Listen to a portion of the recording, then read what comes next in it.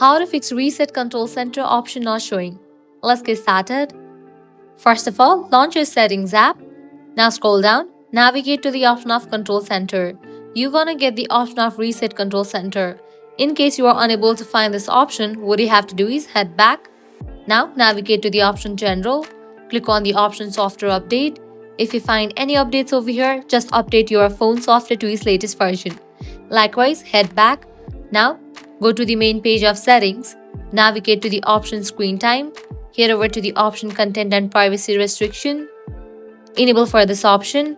Click on the option Allow Apps and Features and ensure that Control Center or related features are not restricted. Likewise, head back.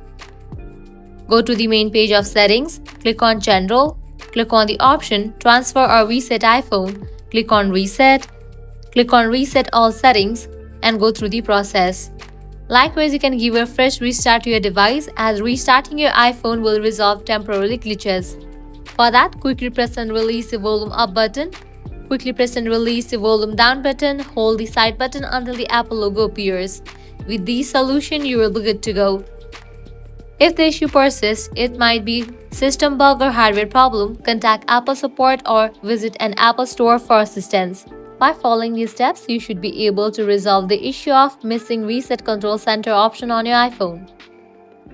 If this guide was helpful, do not forget to like, share, and subscribe to our channel. Thanks for watching.